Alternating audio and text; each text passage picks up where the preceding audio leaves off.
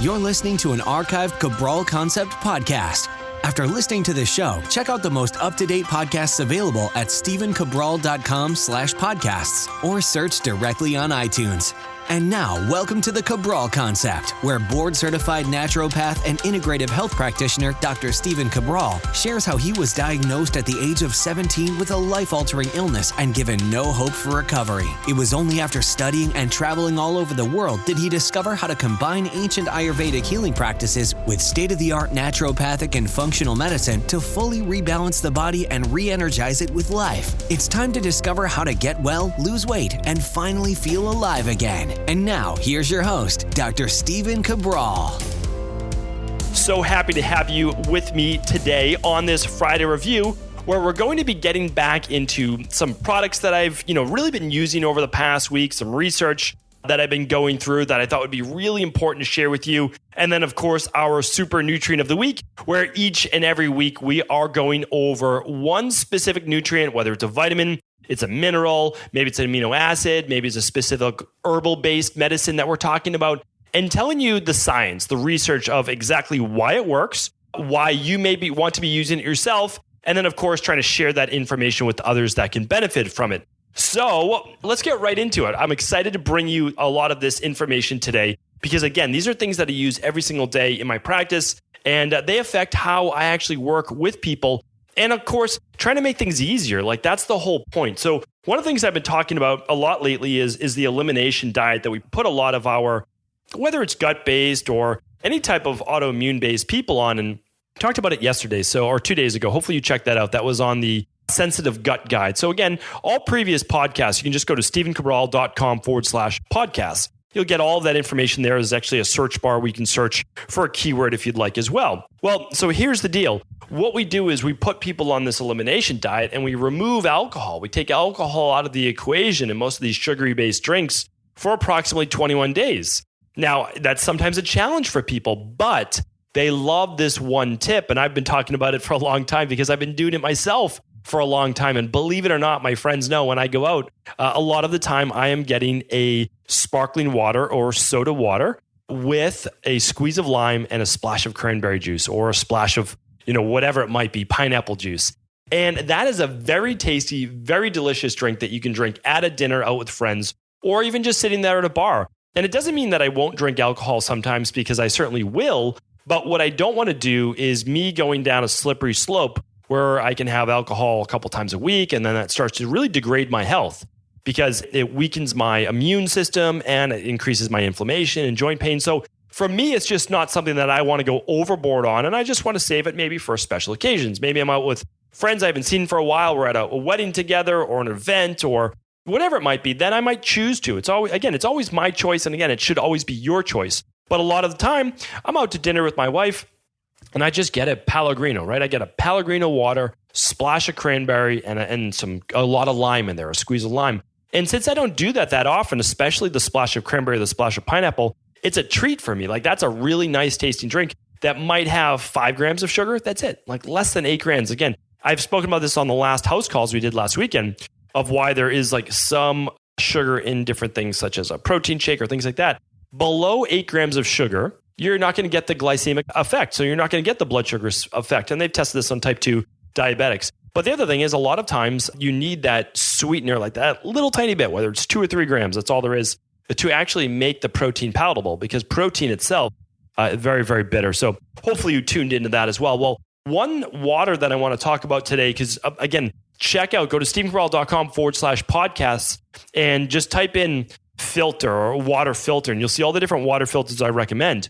But you know that my favorite type of water for humans to be drinking is spring water, natural spring water. And I've spoken about brands that I love in the past, such as Jala, Jala, but that's only kind of the New England area. And then there's Saka water, which comes from Turkey, Saka, that I try to keep in my practice, my wellness practice for my guests that come in. And one other water that I personally love is called the Mountain Valley spring water.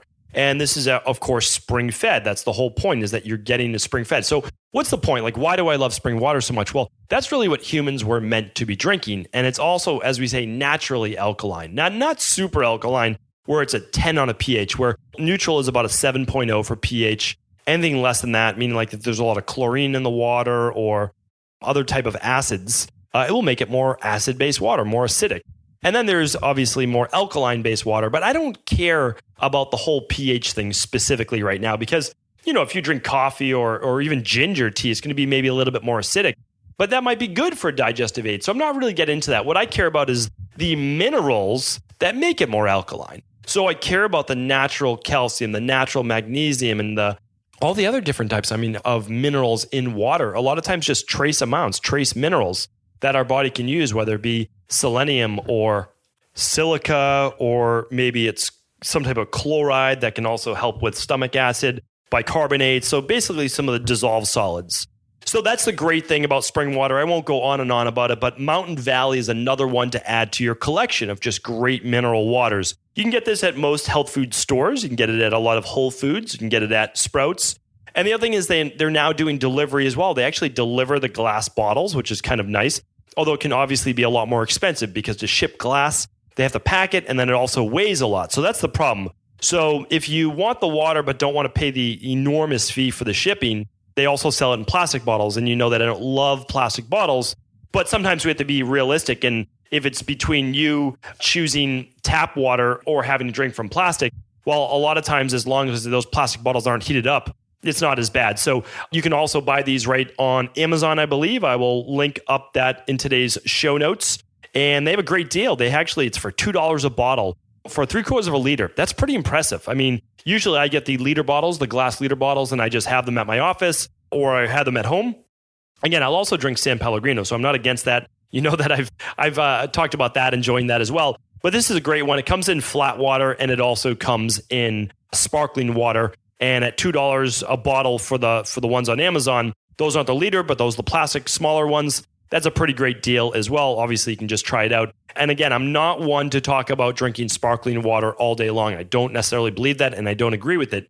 So what I do is I save that for my dinner time meal. It's more of like a treat. Like I said, I sit down, I just pour a glass of that in one of the mason jars that I typically drink out of. I squeeze a lime in it, maybe a pinch of sea salt, whatever it might be. And that's it. I don't do the cranberry juice, the pineapple juice like this. I'm talking about a splash of that. That's only for when I go out. That's like a special treat that I do.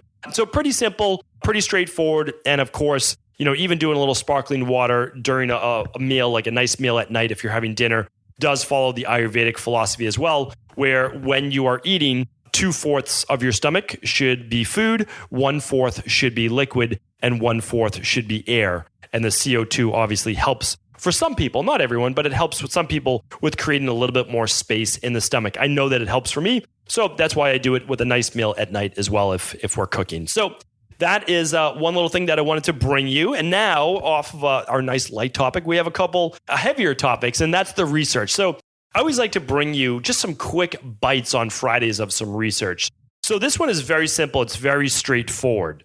This was actually published in Neurology. So it's a journal called Neurology.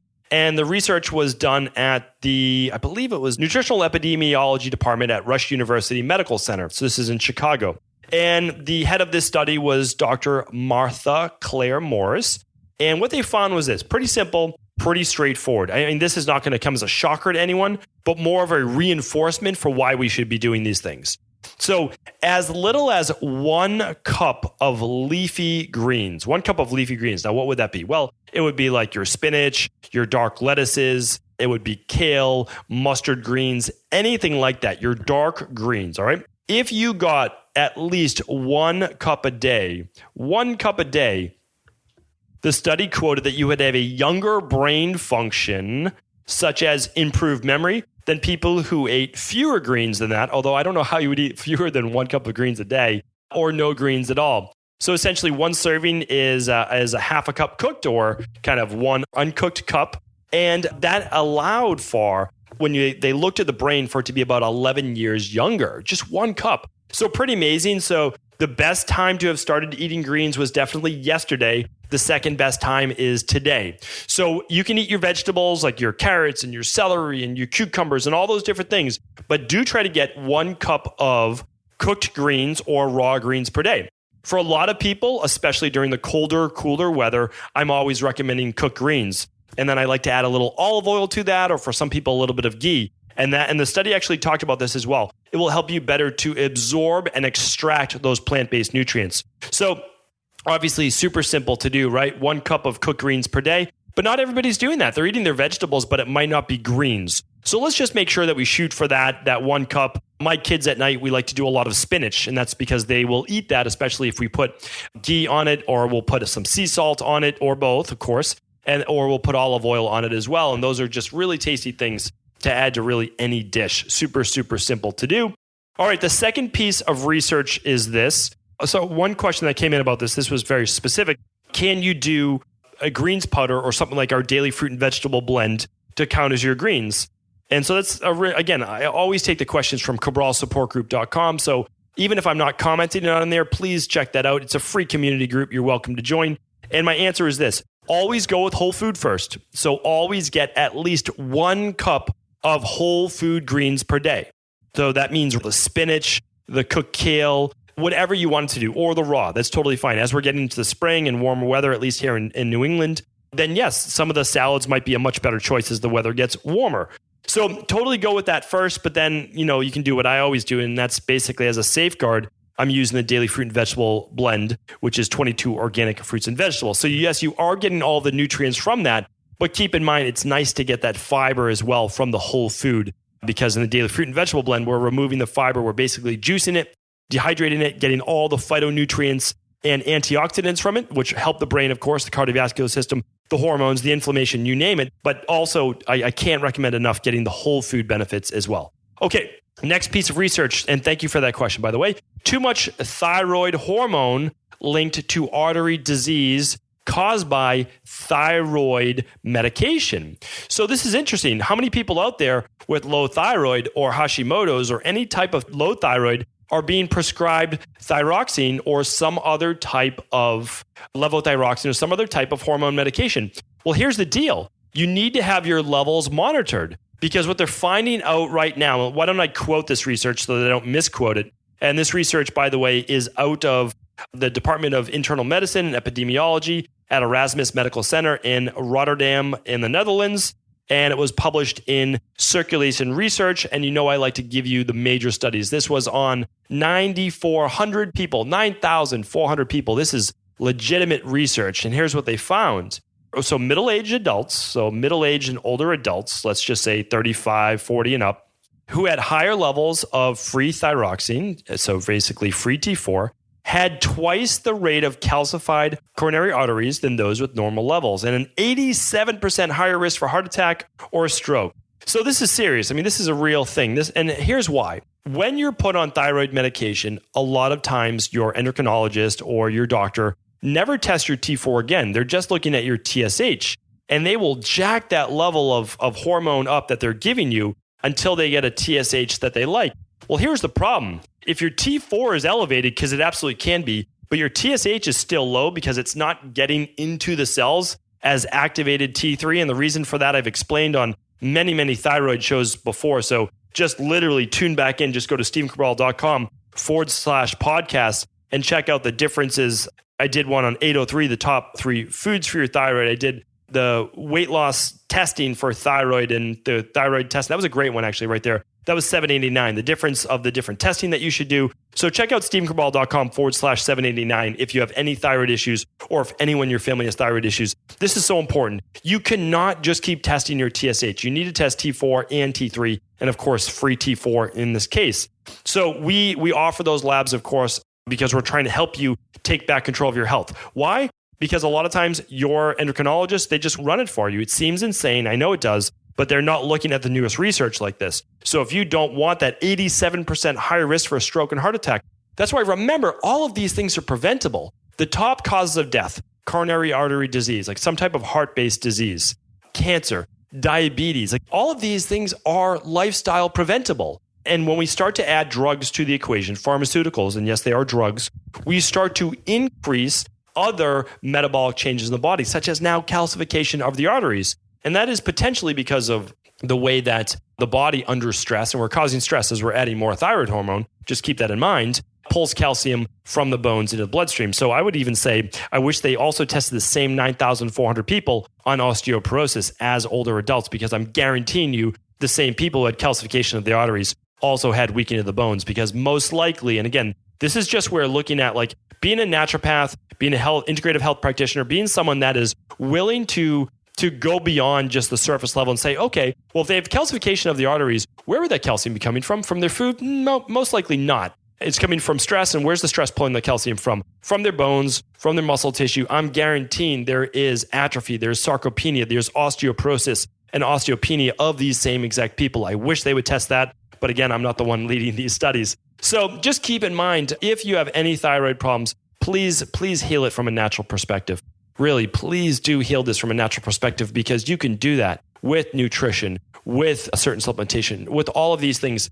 I've done so many shows on thyroid. I do hope that you tune into those. But one of those shows I just a couple weeks ago was the 3 ways to test your thyroid. And you can do that by going to stephencabral.com/789. All right, great research. I love all of this research. I really do. And I appreciate all of the PhDs and the researchers and the scientists that we have out there, because I use their research, obviously, in my practice, and they're the ones doing it. So they deserve to be commended. So now, why don't we move on to the super nutrient of the week? And again, all of this always comes from my practice and what's going on during the week. And so I'm working with this one specific person, and they've always had we'll call it genetically high cholesterol.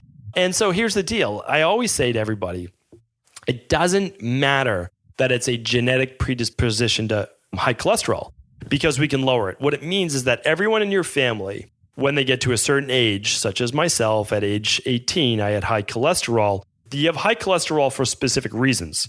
So I don't discount that there's a genetic variant to higher cholesterol. I totally agree with that. I mean, there is. We've studied that. We've talked about the research. But what I'm saying is it can always be fixed. There's such a small amount of cases, true hypercholesterolemia, which is someone at like 7 years old with a total cholesterol of like 700. It's so rare. If your cholesterol is in the 300s right now, it can still come down. It really can. And we do this again. So I just want to say this, as a naturopath, I do not diagnose and I do not treat disease. I just want to put that out there, right? That's the disclaimer. What I do is I work on the underlying root causes that lead to the high cholesterol, high blood pressure, autoimmune, all these things in the first place. So I don't want to say that I'm ever treating anything. I don't treat cancer. I don't treat high cholesterol. I don't treat high blood pressure. I don't treat anything. Naturopaths don't do that. They look at, and same with health practitioners in general, they look at what are the reasons why someone would have high cholesterol, and then they go about fixing those things. And then voila, as they say, miraculously, the high cholesterol comes down. So working with this one specific person, and they came in with high cholesterol, very, very high cholesterol, 300 or so, high LDL as well, and then lower HDL, which is, again, the good cholesterol, right? And the LDL is the bad cholesterol, let's say, and their triglycerides were in the 200s. So what we did was we worked on lowering their cholesterol. Again, we rebalanced the body and it came down. And their cholesterol totally normal from, let's say, about 310 to a flat line, about 198 to 200. And their LDL came down, so we were very happy about that. Their HDL raised, their triglycerides came down below 100. And this was last April. Okay, so they're good to go. And then I did a follow-up with them, and they were healthy. Like, everything was good. So I didn't talk to them anymore, that's the way it works. Help people get well, and then good, take it on your own. So then I chatted with them just over this past week, and their cholesterol was back up. It was around 245, around 245, 250. And HDL wasn't where we wanted it to be. LDL wasn't where we wanted it to be, and triglycerides weren't healthy. So it was very interesting because I asked them what changed. And they said, well, pretty much the same diet, pretty much the same stress. They were exercising a little bit less. So of course, we need to ramp that back up. But they had changed a couple of nutritional supplements. So they'd actually eliminated a couple of supplements. And then I always say, we always need to know variables, because in my practice, everything is science-based. It's very straightforward. And that's the way I'm able to help people get well, is I just test variables. It's what I do. So what I said was, well, what's different? And then we looked at these 2 nutritional supplements that they were no longer taking. And it was so interesting to me because I said, maybe it's just those 2. Maybe it's these 2 very simple supplements that help you to lower your cholesterol naturally. So here's what we did. Since they're all natural supplements, I said, let's add those back in. Let's take out 2 of the ones that you're using right now, because obviously it's not getting us to where we need to be. Let's take those 2 out. Let's put the 2 that we removed that helped you before that lab test that you were taking. We think, again, we're just assuming. And then let's retest you in another approximately 8 weeks or so, I also want you to add back in a little bit more exercise because you drop down from 4 times a week to once a week or so. So let's just try to get that back up to 3 or 4. So it'll be interesting. I'll be able to share that with you as I start doing more case studies as I get back their lab work. And you know what? I'm willing to bet that that's the ticket. That's what's going to do it. So then what we'll try to do after that is keep those 2 in, and we'll try to wean off of all the other ones that we don't believe were the ones that affect it. Then guess what we'll do? We'll retest their labs again. And if the labs come back good, then those are the 2 that they need. And that's great. Like super simple, all natural. We can continue to use those. And obviously so much better than using a statin, which by the way, a statin, although it can artificially lower your cholesterol, it weakens the heart. So you might not die of a heart attack from high cholesterol, but you could die from a weak heart. Well, what's the point? Like that doesn't make any sense. So anyway, that thought then led me to vitamin B3. Vitamin B3 is called niacin. It's one of their 8 B vitamins. You know how important I believe B vitamins are. That's because here's what they do. So many people are low energy, right? They're low energy. Well, B vitamins take the carbohydrates from the food that you're eating and they turn them into energy. Like you need B vitamins, and B vitamins are used up during times of high stress. That's why I always say B vitamins, glutamine, zinc, like these are the things, vitamin C, hopefully I mentioned that, I think I did, is that's what we need when we're under times of stress. And yes, we can use ashwagandha. And yes, we can use all these great things. Absolutely, absolutely you can. But our body loses them in a very, very specific sequence as we become stressed. So I wanted to bring you a little bit of details on vitamin B3, and that's because vitamin B3, and I'll get to all the benefits in a moment, has been clinically proven to help lower high cholesterol, raise good cholesterol, and improve triglycerides. So it's like one of those miracle vitamins, as they say, for high cholesterol or poor lipid function. Lipid, we're just talking about the fats. So here's the deal. Vitamin B3, though, can come in a few different forms. Well, vitamin B3 is known as niacin. So if I say the word niacin, I mean vitamin B3. And it comes as niacin, which is also called nicotinic acid, and it comes as niacinamide and nicotinamide. Nicotinamide and is another word we'll say for niacinamide. So those 2 are a little bit different. We'll talk about those in a moment because I want to get into this because there's something called flushing that happens with the body. And then the third form, which isn't as well known, is called inositol hexonicotinate. And that has a different effect as well, not commonly used as much. So here's the deal. We use niacin or nicotinic acid in almost all multivitamins or something like our daily nutritional support. We use that, of course, in it. We're doing it at a much lower dosage. Okay, so we're using 25 milligrams of vitamin B3 in daily nutritional support. You'll see in a moment that that's a typical amount in a daily activated multivitamin or something like that. Nicotinic acid or niacin is the form that's specifically used to lower high cholesterol. And again, this is clinically proven, this is research proven, and it can actually be given as a prescription. Typically never, except for the people that may not respond well to statins. Again, you know my opinion, you just heard my opinion on statins. I'm not a huge advocate of them. And then niacinamide or nicotinamide is used as well, but it doesn't lower cholesterol. It can help with some of these other benefits. So let's go through that. So essentially, if you are feeling, what would be some of the things you feel if you're low on vitamin B3? Well, one of the things could be memory loss or mental confusion. You're not thinking as clearly, a little bit of brain fog. You've got some type of skin issues, or you have looser stool. You get headaches often, or kind of tension-based headaches. Lower mood, for sure. Lower mood is a big one. Seasonal affective disorder can be one, and fatigue in general. So those are some symptoms. Usually people are not like drastically deficient because pellagra is an actual deficiency of B3, meaning like not too often in developed countries, but pellagra is something serious, meaning it can lead to dementia, diarrhea, skin-based issues, like serious skin-based issues. So not typically we see, but what we see are the subclinical deficiencies, such as the weakness, the low mood, the headaches, the loose stool, the skin problems, for sure. So, but the big benefits we're looking at from B3 and why people decide to supplement maybe a higher dose than what's in their typical multivitamin is that they're going to improve what we just spoke about. They're going to improve the energy. And for sure, it can help lower total cholesterol by about 5 to 20%. It can raise your HDL by about 15 to 35%. It will lower your triglycerides between 20 and 50%, which is absolutely amazing. That's basically the fat of the liver. It can help potentially prevent heart disease, diabetes, and they're showing some potential benefits as well with arthritis. And the reason is this, is that vitamin B3, along with all your B vitamins, helps to lower inflammation. And if you can lower inflammation, well, you can most likely help with the symptoms of arthritis.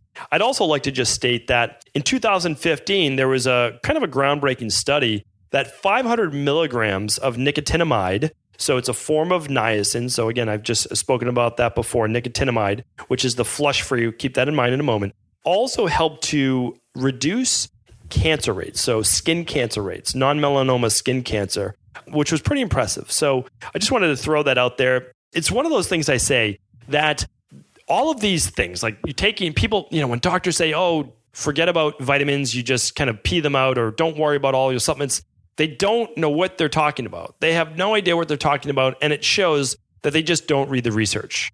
Because every super nutrient, every vitamin that I give you every single week is backed up by the research. 500 milligrams twice daily has been shown to reduce the rate of skin cancer. So pretty impressive. Again, take that for what it's worth, but really, really impressive. And in the future, I'm going to be talking about NAD as well, because niacin is essentially one of the major components of NAD. And I want to be talking about that and how it's really one of those big anti-aging things that I personally use it, and I want to talk about more about that in the future. So how much do you need per day? Let's go into that right now. I mean, even infants and children, super, super important. 2 milligrams a day for infants, 4 milligrams in the first year of life, 7 to 12. And then for children, 6 milligrams a day, 1 to 3 years old, 8 milligrams for 4 to 8 years old, 9 to 13 years old, need about 12 milligrams a day. You don't have to worry too much about this. This is covered when you take a children's multi or you use just a single scoop or half a scoop for, young kids, 50 pounds or so of the daily nutritional support shake. You can just make a smoothie with it, which is what I do for my kids, half a scoop. And then as they get older, you can use 1 full scoop, around 75 to 100 pounds for children. Okay, as you are an adult or young adult, you're going to need somewhere around 17 milligrams, anywhere from 15 to 20 milligrams per day. Again, I told you we use the flush-free formula in our daily nutritional support. We put in 25 milligrams because keep in mind, like all the B vitamins, it's water soluble, which means whatever you don't need, you will harmlessly excrete out of the body. Now, having said that, in orthomolecular medicine, a lot of times you get these big benefits like lowering of the cholesterol. You need larger amounts. In orthomolecular medicine, it means kind of using vitamins, other parts, all nutrients in general, all the super nutrients we're talking about, orthomolecular dosages, which means typically you're using 500 milligrams or more 2 to 3 times a day to get those anti-cancer benefits, to get the diabetes benefits, and to get the cholesterol lowering benefits. I would recommend always working with a health practitioner if you're going to be doing the higher dosages. And the reason is that for cholesterol, you'll want to use the niacin form, okay? So the nicotinic acid form is going to cause a flush, which if you've never done that before, it honestly feels like your skin's on fire. It really does. It can help with histamines. It can help with blood pressure. It can help with cholesterol, but you are going to feel some tingling and some discomfort. Some people don't mind it as much as others, but I've done it myself multiple times, and it can be a little uncomfortable. It lasts about 20 to 30 minutes. So just be aware it kicks in 10, 20, 30 minutes after you take it. But at the same time, it can absolutely provide you with large benefits.